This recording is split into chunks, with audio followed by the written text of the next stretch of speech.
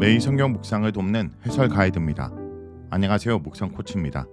함께 읽고 나눌 말씀은 마가복음 5장 35절에서 43절까지 말씀입니다. 예수님은 특별한 말이 아닌 달리다쿰, 일어나라 라는 일상적인 말로 죽은 아이로의 딸을 살리십니다. 이 놀라운 이적은 예수님이 생명과 사망을 주관하시며 그분께 인간의 가장 큰 원수인 죽음을 이길 권세와 능력이 있음을 보여줍니다. 35절에서 36절을 보겠습니다. 35절에서 36절은 아이로의 딸이 죽었다는 보고입니다.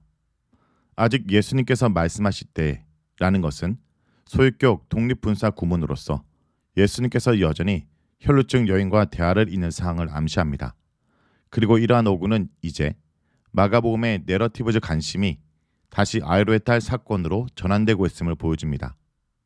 예수님께서 혈루증 여인과 이야기를 하고 있을 때 아이로의 집에서 사람들이 와서 아이가 죽었다는 소식을 전합니다. 그들은 모든 것이 끝났다고 전제하고 왜 예수님을 힘들게 하냐고 이야기합니다. 분명히 상황은 종료된 것 같고 아이로의 집에서 온 사람들이 말하는 것처럼 더 이상 이 일에 관해서 희망이 없는 것 같은 상황이 틀림없습니다. 앞서 했던 이적 이야기가 보여주는 것처럼 귀신 들린 사람에게도 더 이상 희망이 없는 것과 같습니다. 혈루증 여인의 보도도 그녀가 아무런 소득 없이 가산만 탕진하며 보낸 12년의 상황을 이야기해 줌으로써 그녀의 절망적인 상황을 보여주었습니다. 인간적인 희망이 더 이상 가능하지 않는 상황이 다시 한번 연출된 것입니다. 그런데 이번에는 그것이 더 극적입니다. 아이로의 딸은 이미 죽었습니다. 이에 대해 예수님은 아이로에게 두려워하지 말고 믿기만 하라 라고 말씀하십니다. 이곳에 사용된 헬라어 동사는 모두 형제의 명령법입니다. 계속해서 두려워하지 말고 계속 믿어야 한다는 명령을 하고 있는 것입니다. 계속 두려워하지 말라는 명령은 누가 보더라도 이 사항이 해당자에게는 가장 두려워하던 일이 발생한 순간이라는 것을 의미합니다. 그럼에도 불구하고 예수님은 해당장이 두려워하지 말아야 한다고 말씀하십니다. 이러한 언급은 앞장에서 풍랑 앞에서 두려워한 제자들을 연상시킵니다. 예수님은 이 말에 이어서 계속적인 믿음을 요청하십니다. 이미 해당장이 예수님께 나올 때 그는 예수님이 자신의 딸을 치유할 수 있다고 믿었습니다. 그러나 예수님은 심지어 아이로의 딸이 이미 죽은 이 시간에도 아이로가 그 믿음을 지속해야 함을 알려주고 있는 것입니다. 예수님의 이 말씀은 예수님에게는 아이로의 딸을 살리실 의지가 분명히 있으시다는 것을 보여주는 것입니다. 37절에서 40절을 보겠습니다. 37절에서 40절은 아이로의 집에 들어가신 예수님에 대한 내용입니다. 예수님은 자신이 아이로의 죽은 딸을 살리시는 장소에 베드로와 야고보와 요한만을 데리고 가셨습니다.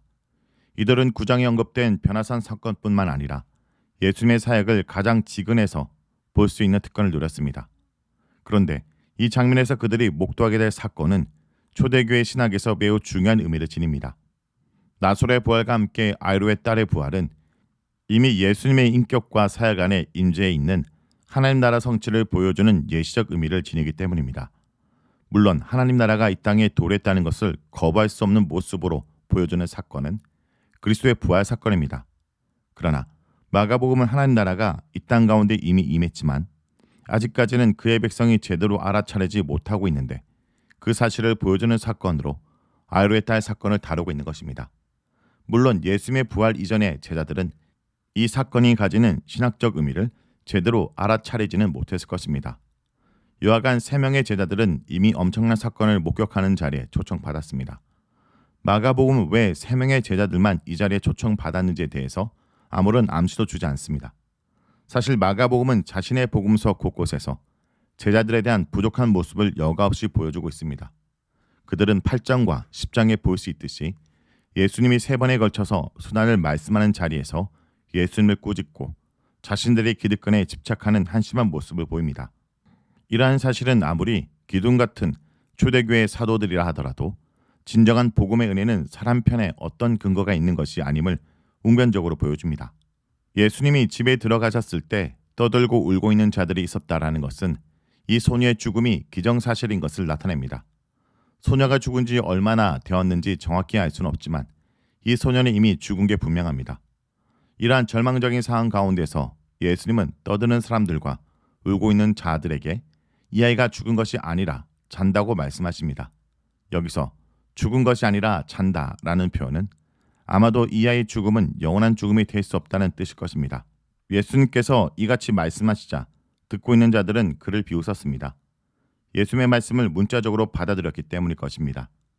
예수님은 그 소녀가 다시 부활할 것이라는 의미로 잔다라고 말씀하셨는데 사람들은 그 말의 의미를 문자적으로 받아들인 것입니다. 예수님의 말씀에 대해 불신과 의심의 눈초리를 보내는 사람들을 예수님께서는 밖으로 내보내십니다. 마가복음에서 예수님의 말씀이나 사역에 대해서 불신으로 반응한 사람들은 예수님께서 하시는 기이한 일들에 종종 배제됩니다. 아이의 부모와 함께 예수님은 베드로, 야고보, 요한을 자리에 참석시킵니다. 그들은 이제 예수님이 하실 일에 대한 분명한 목격자가 되는 특권을 누리게 됩니다. 41절에서 43절은 아이로의 딸을 살리시는 내용입니다. 예수님께서는 그 아이 손을 잡으셨습니다. 그리고 그 아이에게 일어나라고 명령하십니다. 이러한 묘사는 혈루증 여인에 대한 보도와 마찬가지로 유대인의 정결 규례에 대한 이슈를 불러일으킵니다. 유대인들은 구약 성경 레위기에 근거해서 정결에 대한 개념을 가지고 있었습니다. 그중 시체와 피가 가장 중요한 이슈로 부각됩니다. 그런데 혈루증 여인의 경우에서처럼 예수님께서는 다시 한번 레위기가 정한 정결 규례를 정통적인 방식으로 지키지 않으십니다. 사실 예수님께서는 하나님 나라 도래와 함께 율법의 효력이 세례 요한 때까지라고 말씀하십니다. 이 같은 행위는 예수님께서 율법의 성취 혹은 마침, 목적이 되신다는 것을 시사해 줍니다. 본문에서 예수님은 구약의 엘리야와 엘리사가 한 것처럼 죽은 자를 일으키십니다. 죽은 자가 살아나는 것은 구약에 등장하는 주된 모티브는 아니지만 시편, 다니엘, 이사야 등에서 하나님의 종말론적 통치가 행해질 때 일어날 것이라고 기대되었던 행위입니다. 따라서 예수님이 이 죽은 소녀를 일으키시는 행위는 요한복음의 나사로 사건과 더불어 하나님의 종말론적 통치가 이제 예수님의 인격과 사역을 통해서 이 땅 가운데 시작되고 있음을 알리는 전주곡으로 이해할 수 있습니다. 마가복음 다른 곳에서처럼 다시 한번 비밀의 모티브가 등장합니다. 예수님이 주신 주인은 자신의 사역에 불편한 방해가 없이 집중하라는 의도로 이 일을 아무에게도 알지 못하게 하라고 하신 것입니다. 성도 여러분, 예수님은 우리를 죽음에서 일으키시는 분입니다. 예수님은 제자들과 그 부모만 데리고 들어가서 딸의 손을 잡고 다리다꿈이라고 말씀하시며 소녀를 일으켜 살리십니다. 먹을 것을 주라는 것은 완전한 회복을 말합니다.